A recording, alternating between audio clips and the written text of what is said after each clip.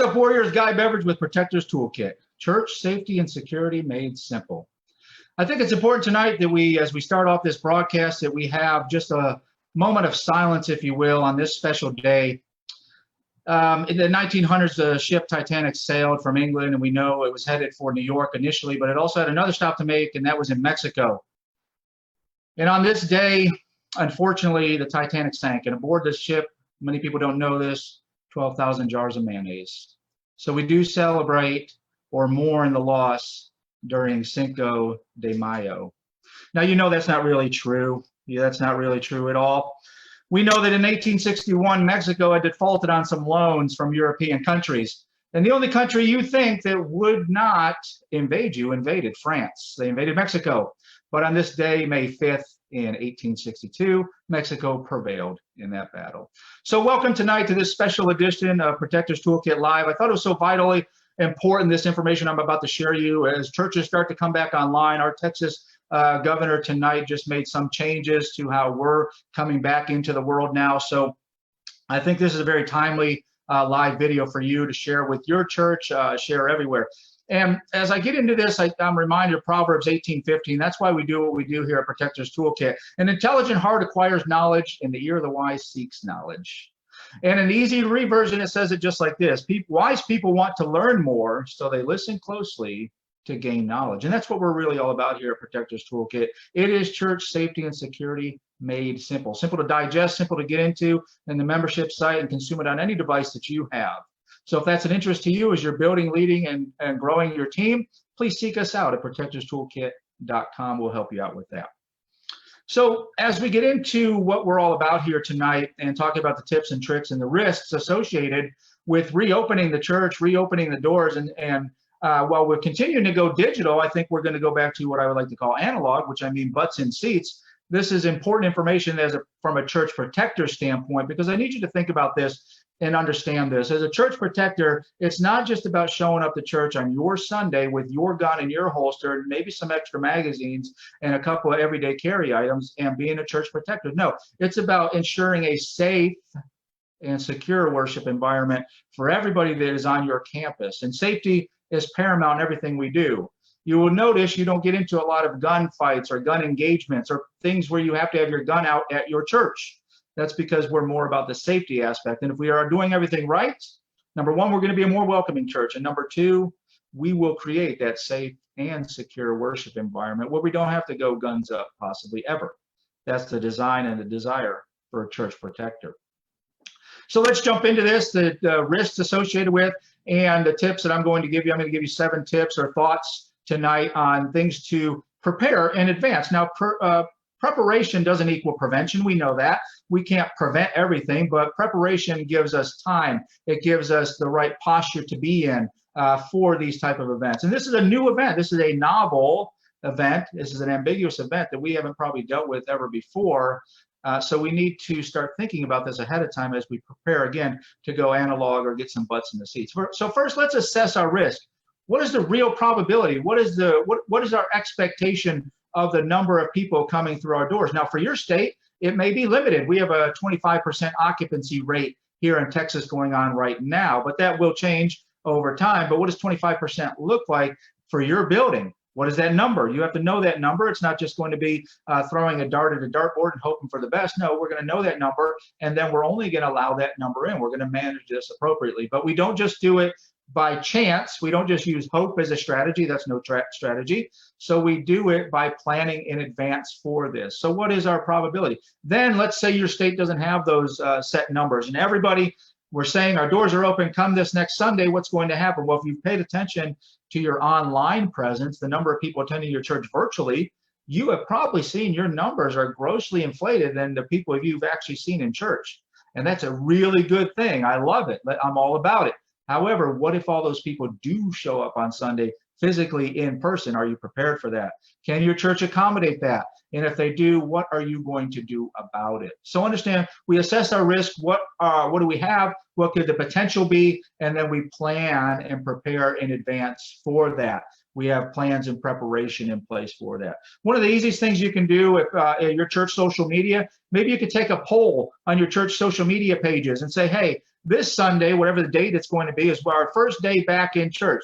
Are you planning to attend, or are you planning to be there? And then that may give you a realistic look at some of the numbers of people who are saying yes, or thumbs up, or praise Jesus, hallelujah. Look at those numbers and then have a plan for that, if they did all show up.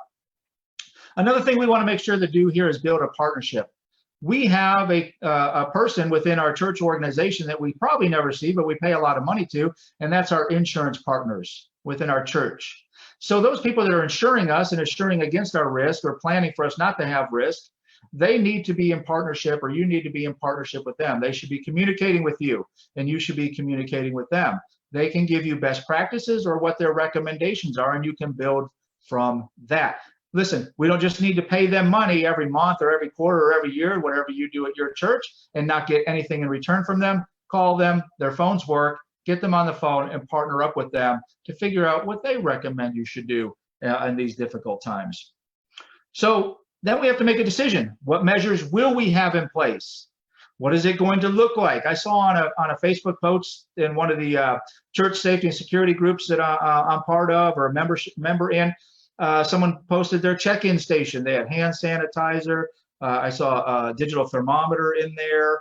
I'm not sure if I saw any masks, but it was a cart and it was all set up. So are we going to have masks, or are we not going to have masks? Are we going to have hand sanitizer, or are we not going to have it? Do they have to provide it themselves? Are we going to take temperature? What are the logistics involved with the plan that we're going to have? We make a decision, and then we figure out, or we do backwards planning for the logistics for that event.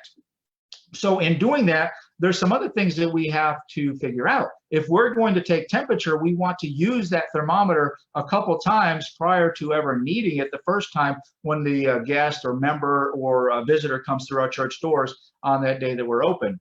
I know in the ones that I've seen, it's about a 40-second process to take the temperature, and then there's another 20 seconds for reset before you can take another temperature. If we're going to have 300 people show up at our church, is one thermometer going to be enough?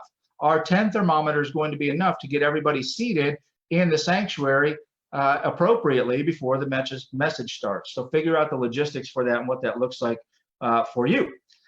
Use all the resources available to get the message out, and set your expectations in that. What resources do you have? You have your social media presence. You also have the social media of all your team members that they can be getting the message out as well. And we're going to let people know. We're going to set the expectations prior to them ever coming to our church. We do that well in advance, and we communicate it often. You cannot over communicate the messaging for people. You need to find every single outlet where you can communicate to these people, whether it's email, snail mail, sending something like a letter through the mail to people that you know are part of your church, social media like Instagram and Facebook. All great opportunities and ways and modalities for communicating the message, and we over communicate over and over and over again, so we set the expectations. Now, there will be some people that fall through the cracks. There will be some people, maybe they're from out of town and they didn't get the messaging, and we have to have a plan for them as well. But by and large, we communicate to our people ahead of time so they're not surprised when they get there. Another idea to think about is if you are going to have masks, then you indicate that up by the roadway, not when they come in your front door and then they don't have a mask. Or if you're going to require masks, then maybe you provide masks for those people who didn't bring one for themselves. So indicate that way up away from the building so people don't walk all the way across the parking lot and they get very upset when you turn them away at the front door. Also, we communicate if we are going to be a masked up church, we communicate that to people so people who can see that say, well, if they aren't masked up, I'm not going to attend. I'll just continue to do the virtual church until I feel comfortable coming back to the analog version of church or having my butt in their seat. So communicate overly to them, and also put something out at roadside to let people know what to expect when they arrive at your front doors, and we don't upset people. As much as possible, you want to do a bunch of test runs. Test your process as much as possible, because protectors, here's the one struggle we all have. If you're a protector of others, you're a guardian of the flock, you're like Nehemiah standing on the wall. Here's the thing we all struggle with. We have what's called a curse of knowledge. The curse of knowledge is this: as a church protector, a protector of others, you know your business at a level 10. The people attending your church know your business and what you do at a level 0, maybe a level 1. And we try to bridge that gap between 10 and 1 we maybe get to a 7 in our communication. We've got to figure out, how do we get from a 7 to a 1 in communicating our message? We have that curse of knowledge. So go through your process. You, the church protector, are not your customer. Your customer is your customer. So figure out the holes and the gaps and the exposures and the opportunities you have in your plan by running some of your church staff through the plan. Act like they're a parishioner just showing up to your church. Act like they're a congregant. Have them go through the whole process so you expose the holes and gaps before your customer ever figures out your holes and gaps in your process for you. The curse of knowledge. Look it up. It's a real thing. I didn't just make it up. Sounds cool though, right? So now let's get into 7 issues to consider for reopening. These are tips, tricks, whatever you want to call them, and we'll have them posted out there for you as well. Number 1, we have to remember church safety and security, like I said, is first and foremost about safety. It's about the protection. It's making sure that we have a secure, safe worship environment where people can get their comfort, refuge, worship, and learning on. That's what we're all about. And we make sure they can have all of it that they want in the safest environment possible. So understand that when we're going through these and we're partnering with our church, we need to set the standard for safety.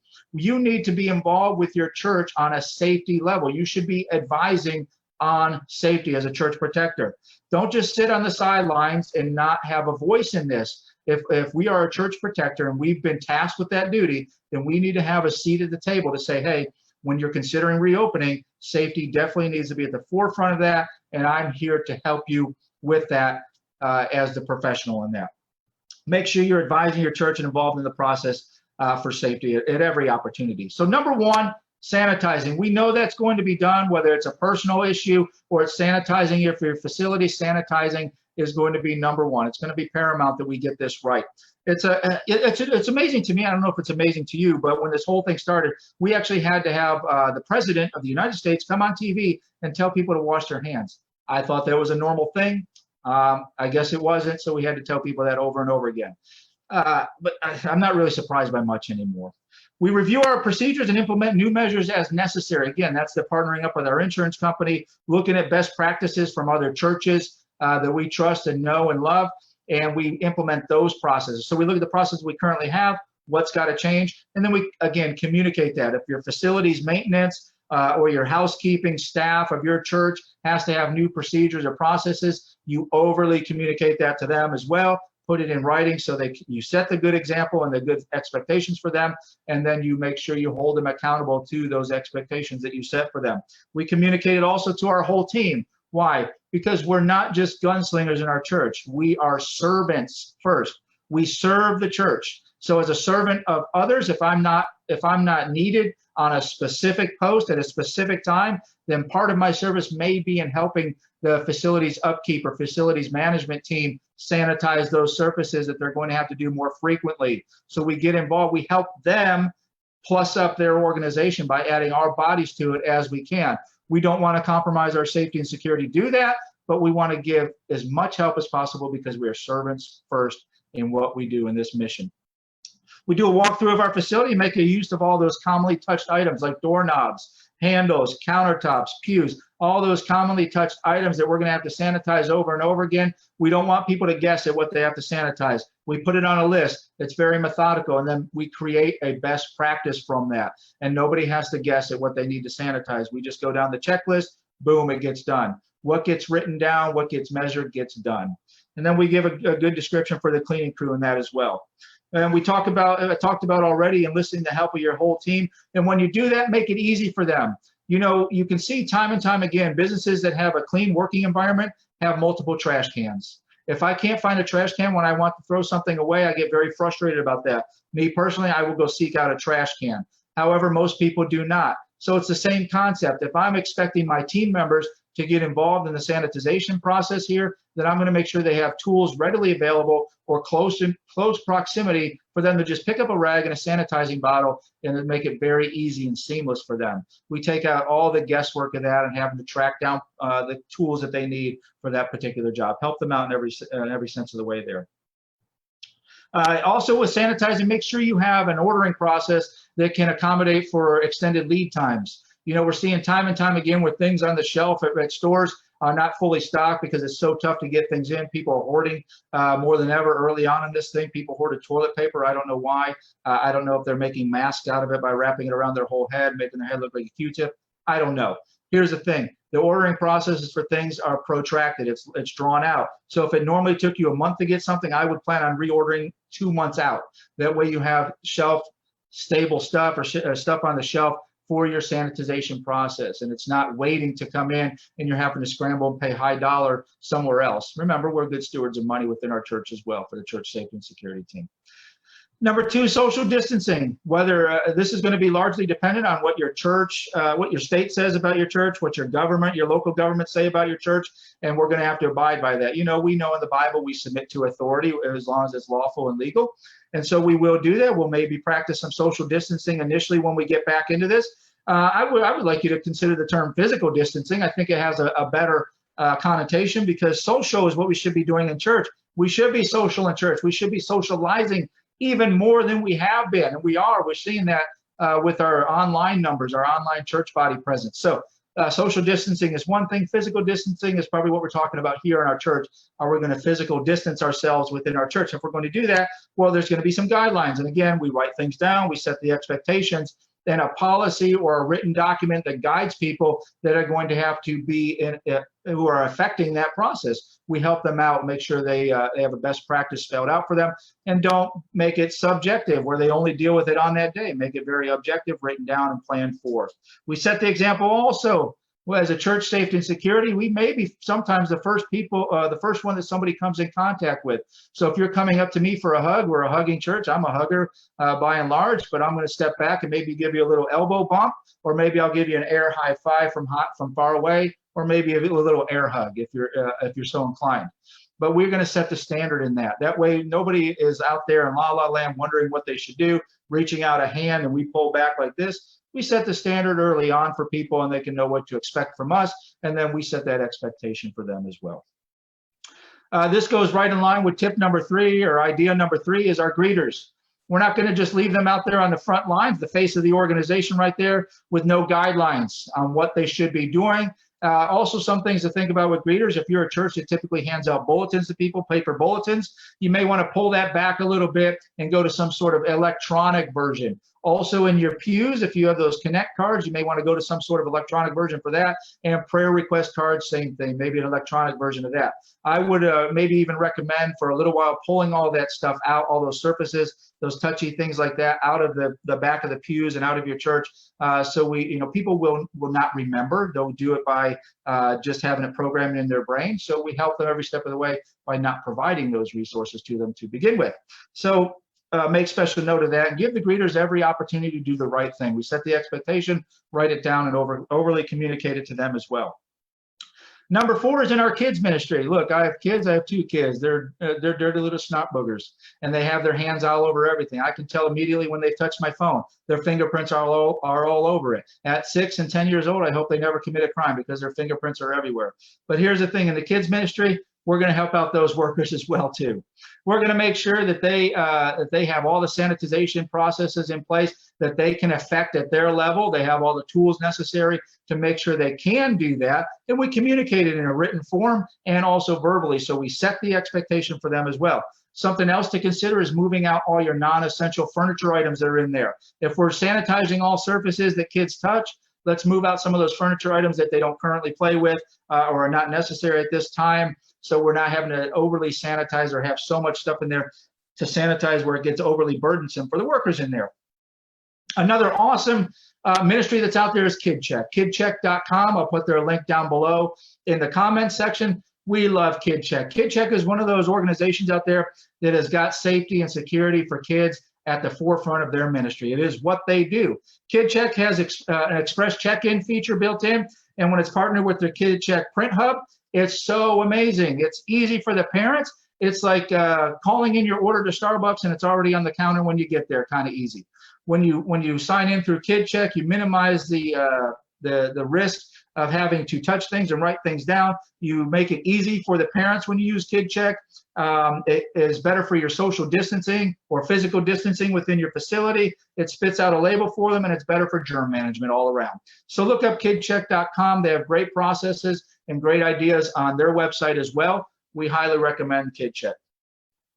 Also now, number 5, getting to number 5, let's talk about volunteers. Those people who show up day in and day out to do the heavy lifting, and they typically do it for free.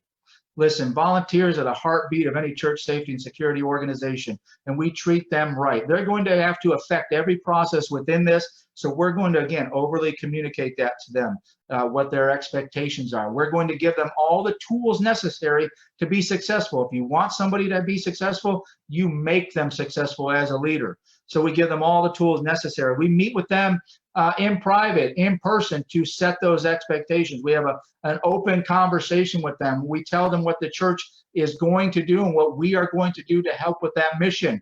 Again, if they're going to be an effective tool for us within our organization, then we give them all the ability to be that for us. We encourage them also to share everything with our church body. Anything that is expected of the church body, you don't know who's following them or who they're friends with within the church organization that you may not be friends with. We say, hey, communicate this message on your Facebook that this is our expectation for church, and that way we are ensured almost that 100% of the people are getting the message of what the expectations are, what people can find when they get to our church, what they will see, and what the process will look like. We encourage them to give all the messaging that's going to be necessary for church safety and security. The only caveat is, obviously, we're not going to share confidential information or something that would compromise the mission, the overall mission of church safety and security. Number 6, I talked about this at the beginning also, but I'm going to talk about it again, is communicate.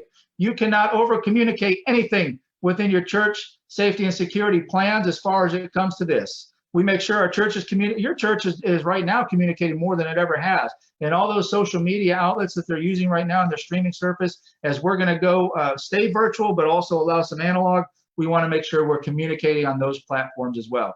Let people know when they're coming back, physical, in person, butts in seats, what they should expect from us when they show up at those front doors, and what we expect from them when they do. We keep it up and continue to share our plans with the members, volunteers, and church employees, and we don't leave any gaps, because if you leave a gap, when there is a doubt in somebody's mind, they'll fill in that gap for them. That's what's going to happen. So we don't allow people to fill in gaps for their own self. We give them all the information necessary. Also, we communicate where they can find updates. Here is where you will find updates to this information. Come back here in a week, updates will be posted. Whatever it is, make sure they know where they can find the updates so they're not having to search it down for themselves. Last but not least, number 7, train, train, train. I can't say this enough, and you know how I feel about it, because I say this, I'm famous for saying this, I've never been in a crisis where I thought I had too much training. And it's no different in this situation either for you and your team. We train this, we go through the process, we run our plans and procedures, these new plans and procedures, we run them, we test them before our customer ever has to test them. That way we get them right, we get out of the curse of knowledge, we prepare our team, and everybody is then speaking the same message in the same language at that time. So now is the time more than ever we start to prepare. Preparation, again, does not equal prevention. It equals a prepared church, and a church with abilities and capabilities. It's not about prevention as much as it is being prepared for providing a safe and secure worship environment. So if you're new here at Protectors Toolkit, this is new for you, please hit that like button so you can continue to get updates about Protectors Toolkit and everything that we offer in the church safety and security space. If you want to, join the membership site. It's no obligation for a month. Try it out for a month. If you don't like it, then don't stay. If you do like it, stay, and you'll continue to get fed building, growing, and leading your church safety and security team.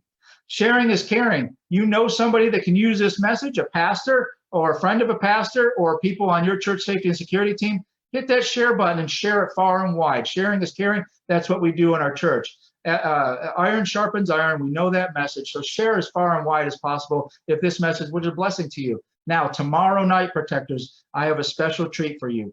My friend, my brother in Christ, Jason Hensley from Shadow Mountain Church in California, is coming to take the reins and do Warrior Wednesday. So Warriors, please show up in large numbers. Tell people to join in. Jason's going to be sharing about using the resources you have. Jason is at a mega church, but you know what? Jason is very, very good at using the resources he has available to him.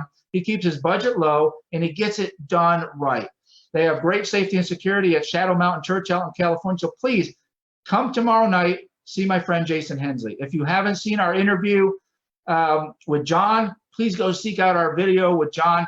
John did a wonderful video that went viral all over the world and had great response and presence, and it furthered the kingdom of God. So you're going to be blessed by that video. Go find John Maynard on our YouTube channel, Protectors Toolkit.